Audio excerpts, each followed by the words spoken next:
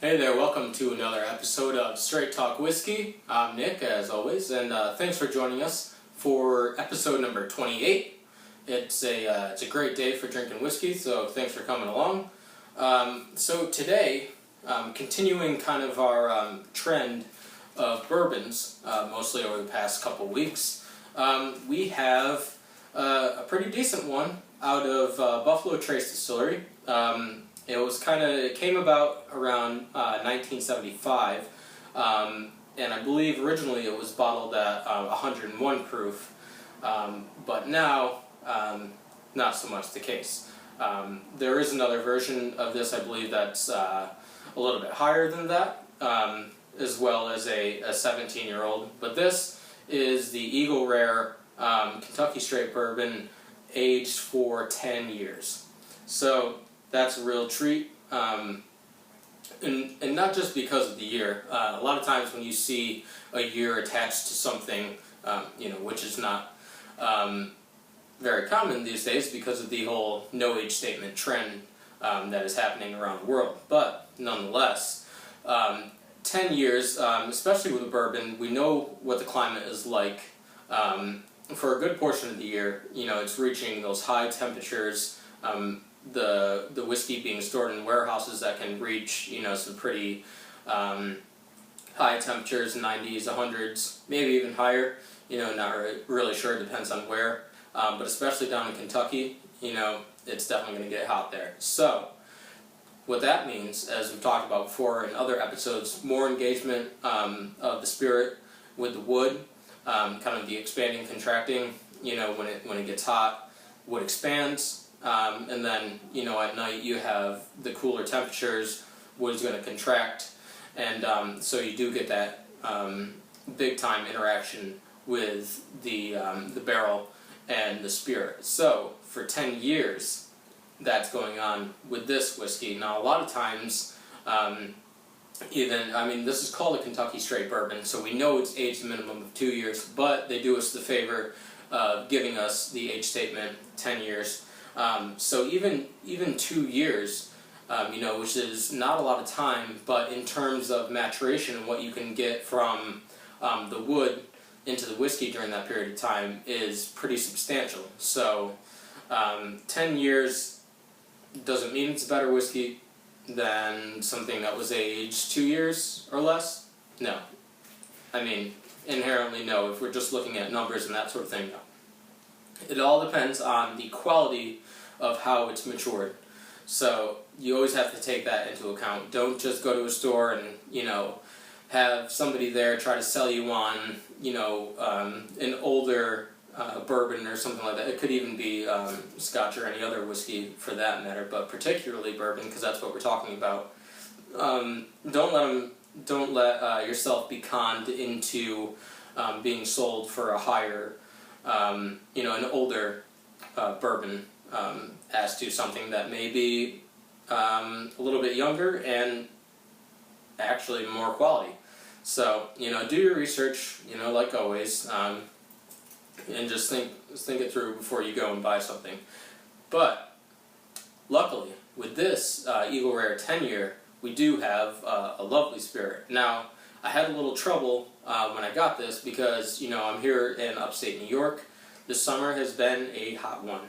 And so I kind of left this sitting around a little bit, waiting to get along to it. And so I was taking the cork out, and of course, the nice little cork that we always see attached to the cap, that just popped right off. So, the whole glue, I believe they had hot glued the top of the cork to the plastic cap here, or whatever the hell it's made out of. And so of course with the heat, that glue started to melt a little bit and lose its strength. And then of course I had to do a little bit of surgery to get the cork out, but as you can see, it's fine. I'll probably glue it back in, obviously store it a little, someplace a little cooler next time. So yeah, always make sure when you're storing your whiskey, let that be a lesson to you, as it was to me, to be very mindful of that. The storing temperatures and that sort of thing if you plan on getting the cork out anytime soon.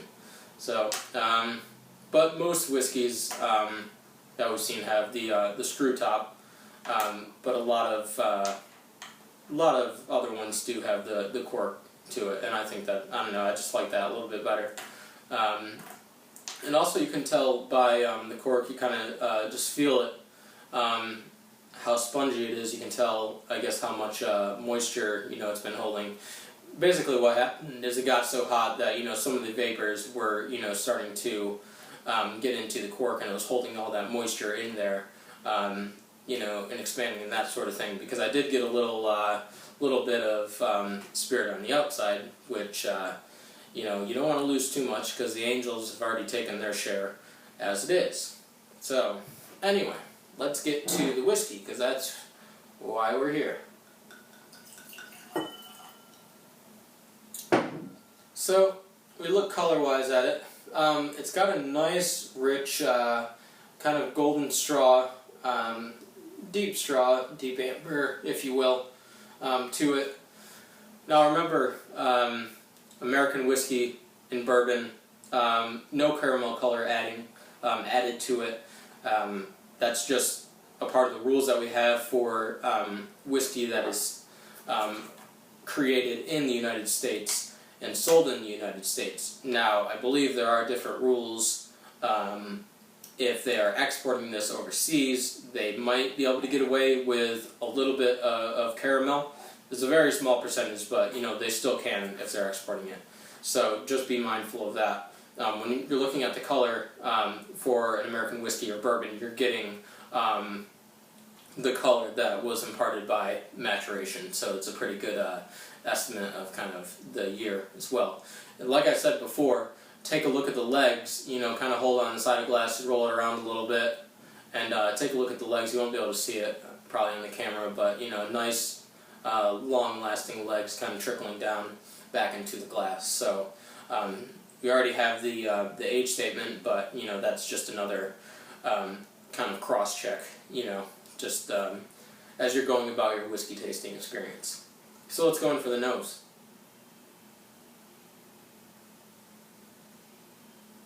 Now, something a little different with this, what you're going to notice is that you might expect there to be a really deep kind of heavy oak, vanilla, that sort of thing, just kind of an overwhelming wood note to it. But actually what you have is a nice balance between the aging, obviously, of the wood, which imparts that oak wood quality to it, but also kind of this fruity aromas that are going on to it, which are really kind of interesting.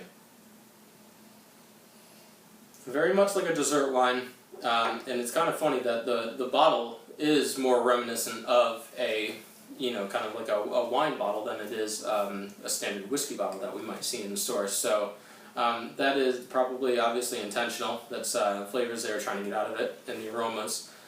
So there's definitely that in there. Definitely some fruity notes to it, like raisins are in there. Weirdly enough, kind of a hint of blueberry going on in there, which you wouldn't really expect from that. That's coming way out of left field. Obviously, they don't distill it with blueberries in it, or whatever you're smelling, like raisins or something like that. But what you get is kind of these hints to these fruits. And then the nice wood influence, like I said, is definitely in there. The oak, vanilla.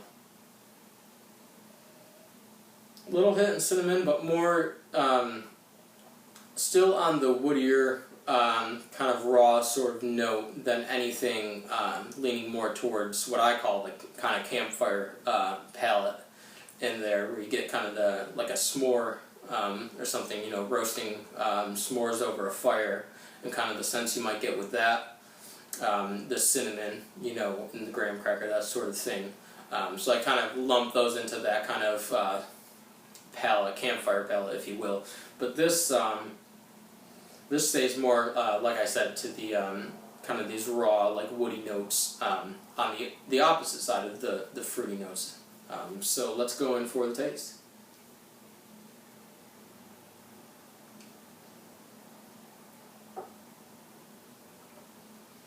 The first thing that you get is those fruitier notes.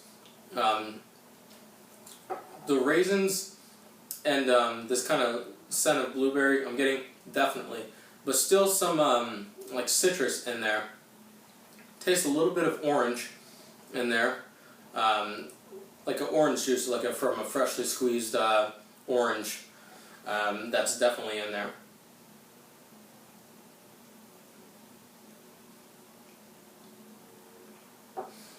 Not too much of a nip, from the alcohol content either. Being at 45% ABV, 90 proof, you might say, well, I'm going to drop a little water in to tone that down, something more palatable.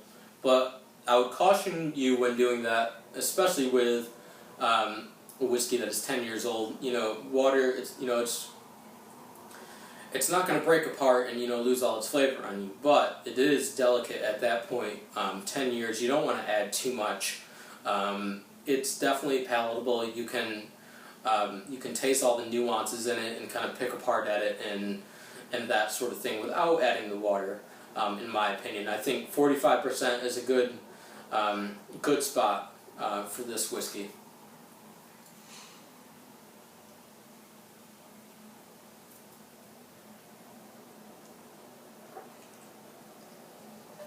Definitely full-bodied. Kind of the mouthfeel that you get is a sort of oily. It's got a texture to it.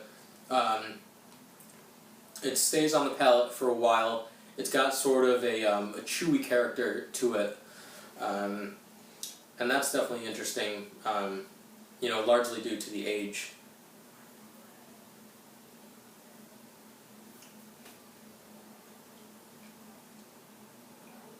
And also some leathery notes in there. Furniture polish, that sort of thing, is definitely in there. Also some kind of grassy notes there, hit in the back of the palate, sort of after you've kind of tasted it for a while and already coated your palate with it. You can kind of pick up on these grassier notes, fresh cut grass, which is usually prevalent in more like Irish whiskeys and that sort of thing. So it's interesting that I find it here. But definitely full-bodied here, a wide range of flavors coming through. Definitely a good quality whiskey, and especially for the price. I always like to mention price just to kind of gauge, what price range is, what you're looking to go out and buy. It's around $30, $35. Like I said earlier, there is a 17-year-old version. I'm not sure how much that's going for. I don't have that. This is the first time I've had this. Definitely, if you read a bit on the bottle, that sort of thing, they say it's best served neat or in cocktails, that sort of thing, if that's how you like to drink your whiskey. It also says over ice. I wouldn't recommend that. Just my personal preference. If you need to chill it, use some of the nice whiskey stones that are out there. You pop them in the freezer, get them nice and cold, put them in your whiskey. It chills it down for you, and it doesn't dilute it. Like I said, you already have a pretty good whiskey that doesn't need much water, or any, in my opinion, added to it. Even at 45% ABV, because it can stand on its own. You don't get a strong alcohol nip. You can really get into it quickly. It's not one that I'd let sit out for too long. It's been aging for 10 years and it's ready to go. So yeah, just be mindful of that. And so I think that's it. The next review, I'm going to be emptying the beer, the Guinness, that I have in kind of the Age Your Own Whiskey at Home project. So definitely with the heat that's been going on, I've let it in here for almost a month now, so that's definitely, I think, enough time to get those notes that are in the beer to interact with the barrel empty that out, and then I'm still undecided on what spirit to put in. Like I said in the last review, I believe it's hard to find a high proof, right off the still, white dog, as we call it here, spirit that's not bottled at 40% ABV, because that's what seems to be the new trend now, is bottling moonshine from distilleries that's actually not moonshine, because it's not just fresh off the stills and bottled as is, cask strength, if you will, without going into the cask. But it's diluted down to 40% ABV so that it can be sold to the mass market. I won't be putting that in here because that defeats the purpose. I'm going to want something that already has a pretty high alcohol content, because it's going to simmer down in the wood. Then it'll come out lower than the entry proof that goes into the little barrel. It's the same thing on the large scale operations in the maturation warehouses and that sort of thing. So we'll have that next week. It'll kind of be a dual review, because they'll have that as well as we'll be reviewing a whiskey at the same time. So look forward to that. Have a great week. As always, drink responsibly, and see you next time.